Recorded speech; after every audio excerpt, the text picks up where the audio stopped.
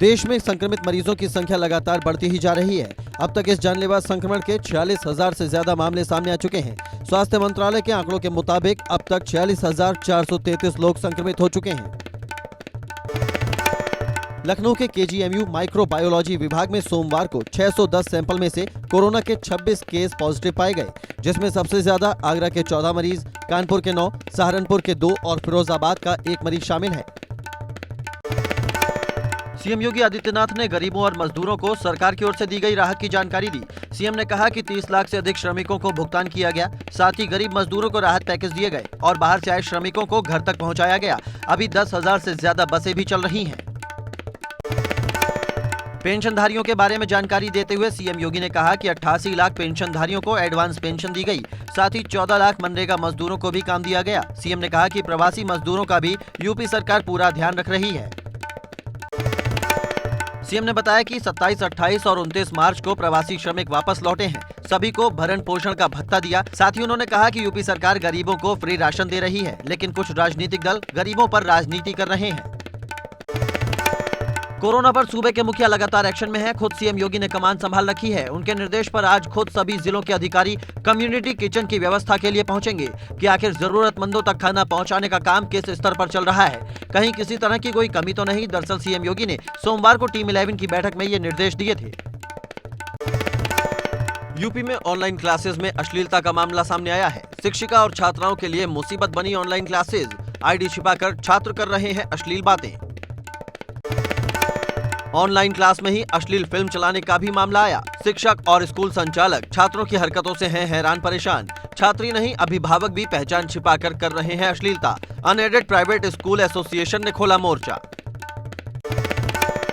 UP सरकार के आदेश के बाद गौतम बुद्ध नगर को डीएम सुहास एलवाई ने 2 जोन में बांटने के आदेश दिए, जिसमें एक कंटेनमेंट जोन है और एक नॉन कंटेनमेंट जोन है।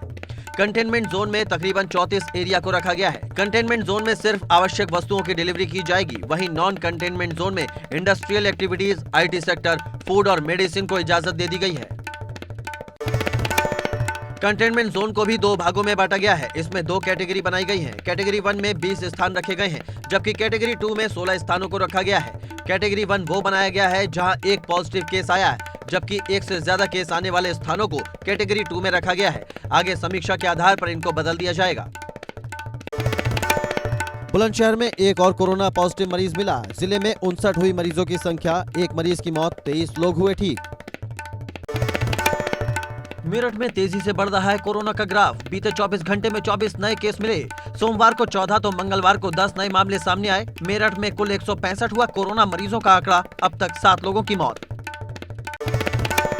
एटा की ग्रामीण बैंक ऑफ आर्यवर्त की सकरौली शाखा में तैनात ब्रांच मैनेजर की कोरोना रिपोर्ट पॉजिटिव आई है, जिसके बाद जिला प्रशासन में हड़कंप मच गया।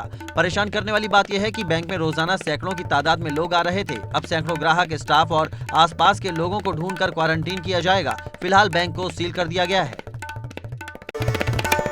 कानपुर की पुलिस लाइन और जेल रोड को हॉट स्पॉट घोषित किया गया है। बताया जा रहा है कि यहाँ 24 पुलिसकर्मी कोरोना पॉजिटिव पाए गए हैं। सभी पुलिसकर्मियों ने अपना कोविड-19 का टेस्ट करवाया था, जिसकी रिपोर्ट पॉजिटिव आई। लखनऊ में कोरोना के 5 नए मामले सामने आए हैं। ये सभी मामले कैसरबाग सब्जी मंडी से सामने आए हैं। बताया जा रहा है कि 5 मरीज कोरोना पॉजिटिव के संपर्क में आए थे। लखनऊ में अब तक 231 कोरोना पॉजिटिव मरीज हो चुके हैं।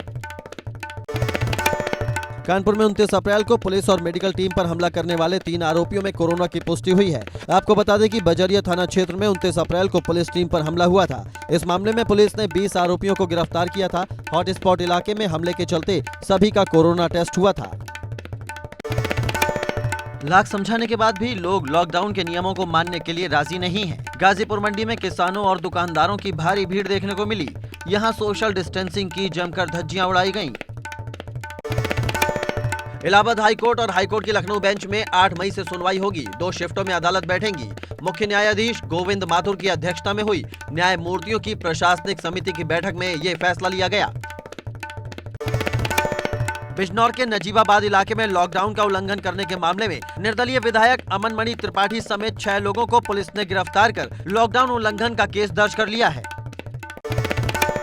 दरअसल नजीबाबाद इलाके में सोमवार शाम 2 लग्जरी गाड़ी में महाराजगंज के विधायक अमन मणि त्रिपाठी अपने 6 साथियों के साथ बेवजह घूम रहे थे। पुलिस का कहना है कि इन सभी लोगों के पास यूपी स्तर का कोई भी प्रशासनिक पास नहीं था। उत्तराखंड में पहुंचे यूपी के विधायक अमन मणि त्रिपाठी के मामले ने तूल पकड़ लिया है। केदारनाथ विधायक मनोज रावत ने मुख्य सचिव को पत्र लिखा है। पत्र में अमन मणि को यात्रा की अनुमति देने वाले अधिकारी पर कार्रवाई की मांग की है। आपको बता दें कि उत्तराखंड के अपर मुख्य सचिव ओम प्रकाश ने देहरादून जिलाधिकारी को पास बनाने के लिए अधिकृत किया था। मुंबई से सिद्धार्थनगर और आसपास के जिलों में पहुंचे श्रमिक घर पहुंचने पर काफी खुश दिखाई दिए। जैसे ही मजदूर मुंबई के स्टेशनों पर पहुंचे तो उनसे रेलवे टिकट की मांग की गई। किसी तरह मजदूरों ने टिकट लिया और अब अपने घरों तक पहुंच गए। हालांकि उन्हें इस बात की उम्मीद थी कि उनसे किराया नहीं वसूला जाएगा। गुजरात से जौनपुर पहुंचे मजदूरों के चेहरे खिल उठे। लॉकडाउन में फंसे मजदूरों को गुजरात से साबरमती एक्सप्रेस के जरिए जौनपुर भेजा गया, जहां उनकी थर्मल स्क्रीनिंग हुई। इसके बाद सभी 1200 मजदूरों को अलग अलग बसों के जरिए उनके घर रवाना किया गया। एक तरफ जरूरतमंदों को खाने के लिए कम्युनिटी किचन बने हैं, लेकिन बेजुबानों की मदद के लिए लोग आगे आ रहे हैं। अयोध्या में आरएसएस कार्यकर्ता बंदर को खाना खिलाते हैं, क्योंकि देखा जाए तो लॉकडाउन का असर सिर्फ इंसानों पर ही नहीं बल्कि बेजुबानों पर भी पड़ रहा है। उनके लिए भी खाने पीने का संकट है। ऐसे में ये काम सराहनीय है। रामपुर की तांडा तहसील रेड जोन और कंटेनमेंट एरिया घोषित है, लेकिन लोग फिर भी दवाओं का पर्चा लेकर बाहर घूमते दिखाई दिए। इस पर प्रशासन ने एक अनोखी पहल की है। यहाँ ई रिक्शा को चलता फिरता मेडिकल स्टोर बना दिया गया है, जिसके जरिए अलग अलग इलाकों में जाकर अनाउंसमेंट करके घर घर दवाई दी जा रही है। कौशाम्बी में बिना बारात के ही अनोखी शादी देखने को मिली। यहाँ मास्क लगाकर दूल्हा और दुल्हन ने 7 फेरे लिए। असल में लॉकडाउन के चलते दूल्हा पक्ष के सिर्फ 5 लोग बारात लेकर पहुंचे थे। इस दौरान बारातियों की आओ भगत के लिए वधु पक्ष ने भी किसी तरह की कोई कमी नहीं छोड़ी। वधु पक्ष ने सभी को साबुन से हाथ धुलवाए और सैनिटाइजर भी लगवाया, ताकि कोरोना का संक्रमण ना फैले। सीएम त्रिवेंद्र सिंह रावत ने शासन के उच्च अधिकारियों के साथ सोमवार देर शाम बैठक की। इस दौरान राज्य की बिगड़ी हुई अर्थव्यवस्था पर मंथन किया। राज्य की आर्थिक स्थिति में सुधार को लेकर गठित उच्च स्तरीय सलाहकार समिति के अध्यक्ष इंदु कुमार पांडे ने सीएम को अंतरिम रिपोर्ट सौंपी, जिसमें राज्य की आर्थिक स्थिति को मजबूत करने के कई सुझाव दिए गए हैं। बड़कोट की मोरी तहसील के ओसला गंगाड़ गांव से ऐसी तस्वीर सामने आई, जिसमें एक प्रसूता को 14 किलोमीटर उबड़ खाबड़ रास्ते से कंधों पर लादकर सड़क तक पहुंचाया गया। अस्पताल पहुंचते ही महिला का प्रसव हो गया, लेकिन बच्चे को नहीं बचाया जा सका। जांच में पता चला कि लॉकडाउन के चलते प्रसूता समय से जांच नहीं करा सकी थी। नवजात की मौत का मामला बेहद गंभीर है। ऐसे में इस तरह की घटनाएं दोबारा ना हो, उसके लिए तहसील प्रशासन मोरी की ओर से बिना नेटवर्क वाले गांवों में सैटेलाइट फोन की उपलब्धता और कोविड मजिस्ट्रेट समेत ग्राम प्रधान, आशा और आंगनबाड़ी कार्यकर्ताओं को ऐसे मामलों में गंभीरता बरतने के निर्देश दिए गए हैं। अब तक कोरोना से लड़ने वाले कोरोना योद्धाओं का फूलों से स्वागत होते देखा था, लेकिन 40 दिनों बाद खुली शराब की दुकान पर शराब लेने पहुंचे ग्राहकों का फूलों से स्वागत पहली बार देखने को मिला। मामला श्रावस्ती की एक शराब दुकान का है, जहां शराब विक्रेता ने ग्राहकों का स्वागत फूलों की बारिश करके किया। आगरा में शराब की बिक्री की शर्तों के साथ इजाजत दे दी गई है। एक बार में 5 से ज्यादा लोग नहीं इकट्ठा होंगे। मास्क और सोशल डिस्टेंसिंग का पालन जरूरी होगा। शराब की दुकानों पर सफाई और सैनिटाइजर का इस्तेमाल किया जाएगा। हालांकि आगरा में शराब की दुकान खोलने से मुश्किल बढ़ सकती है। गाजियाबाद में आज से शराब की दुकानें खुल गई हैं। वैसे तो पूरे यूपी में कल से ही बिक्री चालू हो चुकी थी, लेकिन आज से गाजियाबाद में बिक्री शुरू हुई है। जिले में शराब की बिक्री के लिए प्रशासन ने कुछ सख्त आदेश दिए हैं, जिसमें हर दुकान पर 5 वॉलंटियर तैनात रहेंगे। इसके अलावा पुलिस भी हर दुकान पर मौजूद रहेगी, ताकि सोशल डिस्टेंसिंग का पालन कराया जा सके। मसूरी में लॉकडाउन 3 में शराब की दुकानें खोलने का उल्टा असर देखने को मिला। देहरादून कॉलेज में पढ़ने वाले 6 युवक देहरादून पुलिस को चकमा देते हुए किमाड़ी मार्ग होते हुए मसूरी पहुंच गए और माल रोड पर मस्ती कर रहे थे, लेकिन पुलिस ने उन्हें हिरासत में ले लिया और उनकी स्कूटी को सीज कर दिया। ये तस्वीरें दिल्ली के लक्ष्मी नगर इलाके में शराब की दुकान पर लगी भीड़ की हैं। यहाँ देखिए, शराब की दुकान खुलने के बाद शराब खरीदने के लिए लोगों की लंबी लाइन लग गई। दिल्ली में शराब महंगी हो गई है। यहाँ एमआरपी पर 70% अलग टैक्स देना होगा। दिल्ली में शराब पर स्पेशल कोरोना टैक्स देना होगा। दिल्ली में सुबह 9 बजे से शाम 6:30 बजे तक खुलेंगे ठेके। दिल्ली में पेट्रोल डीजल महंगा हुआ। दिल्ली सरकार ने पेट्रोल डीजल के दाम बढ़ाए हैं। पेट्रोल पर 3%, डीजल पर 13.25% वैट बढ़ा। दिल्ली में आज से पेट्रोल ₹1.67 महंगा, तो साथ ही डीजल ₹7.10 महंगा हुआ। मुरादाबाद में भी शराब की दुकानें खुलते ही शराब पीने के शौकीन लोगों की भीड़ दुकानों के बाहर लग गई और सोशल डिस्टेंसिंग के नियमों की धज्जियां उड़ाते हुए लोग शराब की पेटियां खरीदने लगे। जैसे ही शराब की दुकानों पर उमड़ी भीड़ की खबर पुलिस को लगी, खुद मुरादाबाद के एसएसपी अमित पाठक टीम के साथ शराब की दुकानों पर पहुंचे और यहां आई भीड़ को व्यवस्थित कराया। प्रतापगढ़ में आबकारी विभाग की तरफ से दिए गए दिशा निर्देशों के बाद जब शराब दुकानें खुली तो लोगों में शराब खरीदने को लेकर होड़ लग गई। दुकानों पर सोशल डिस्टेंसिंग के लिए गोले भी बनाए गए थे, लेकिन जल्दी खरीदने के चक्कर में ना तो सेल्समैनों ने और ना ही शराब खरीदने वालों ने सोशल डिस्टेंसिंग का ध्यान रखा। लॉकडाउन में लंबे समय बाद शराब की दुकानें खुलने पर पूरे प्रदेश में कई अलग अलग तस्वीरें देखने को मिली। प्रयागराज में शराब के शौकीन फूल माला और नारियल लेकर वाइन शॉप पर इंतजार करने लगे। वहीं एक शराब प्रेमी ने दुकान पर पहले मत्था टेका, फिर नारियल फोड़ा, फिर शराब की दुकान खोली गई। फतेहपुर जिले के पत्थरकटा चौराहे में अंग्रेजी शराब की दुकान खुलते ही डीएम संजीव कुमार ने शराब की दुकान में भीड़ देखकर डीएम का काफिला वहां रुक गया और डीएम ने स्टॉक रजिस्टर चेक किया। खामियां मिलने पर स्टॉक रजिस्टर को सीज करते हुए आबकारी अधिकारी को जांच कर कार्रवाई के निर्देश दिए। शराब की दुकानें खोलने के आदेश के बाद कोटद्वार में एक ही शराब की दुकान खुल पाई। बाकी की सभी दुकानों पर माल न होने की वजह से वो बंद रहीं। जो शराब की दुकान खुली थी उस दुकान में शराब लेने वालों की कई मीटर तक लंबी लाइन देखने को मिली। सोशल डिस्टेंसिंग का पूरी तरह उल्लंघन हुआ। सैनिटाइजेशन की भी वहां कोई व्यवस्था नहीं दिखी।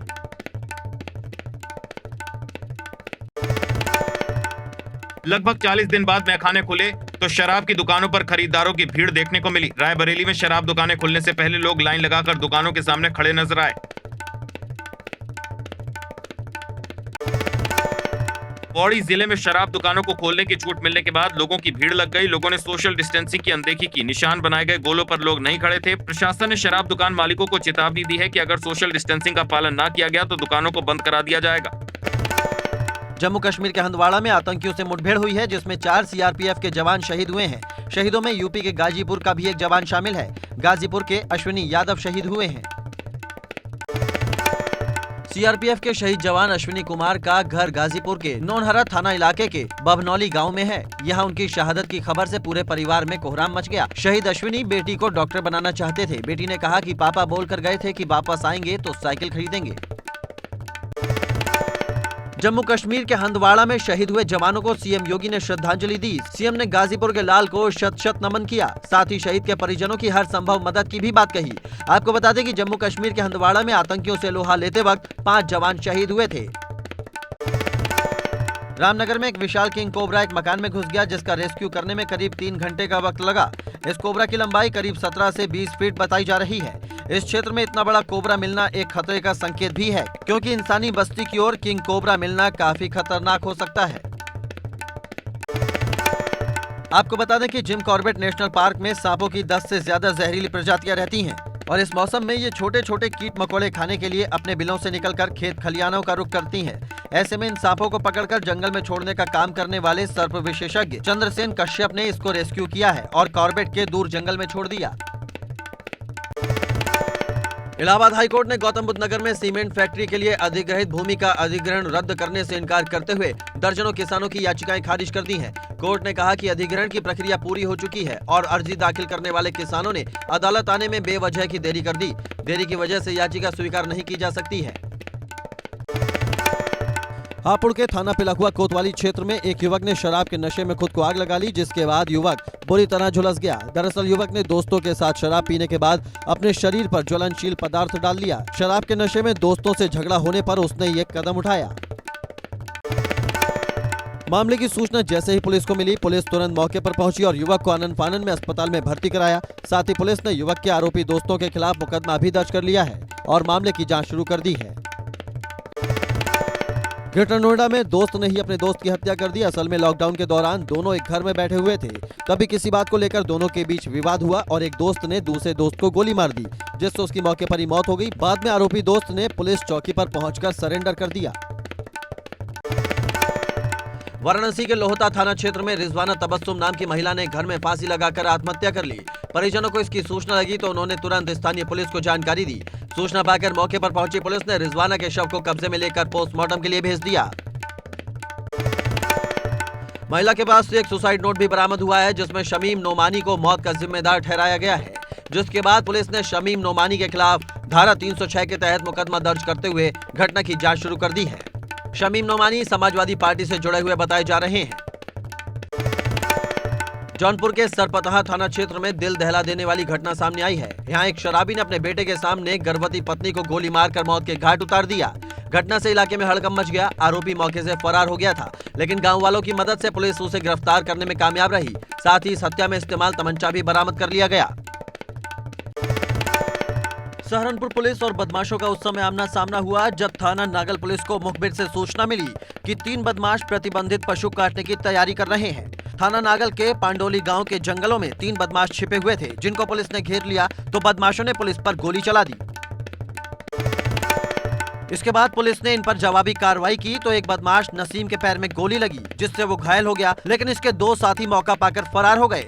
जिसके बाद पांडोली गांव के जंगलों में पुलिस ने कॉम्बिंग की तो 2 फरार बदमाशों को भी गिरफ्तार कर लिया। घायल बदमाश नसीम को इलाज के लिए जिला अस्पताल में भर्ती करा दिया गया है।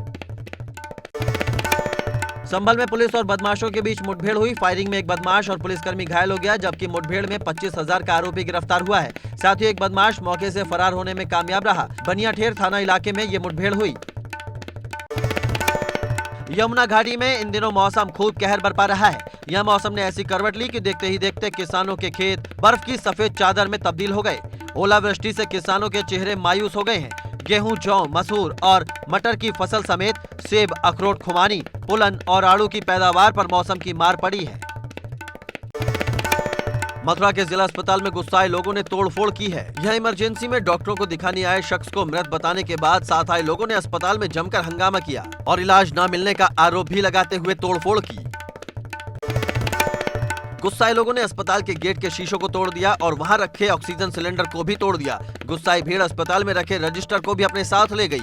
मौके पर पहुंची पुलिस जांच में जुट गई है। पुलिस सीसीटीवी की मदद से लोगों की तलाश में जुट गई है।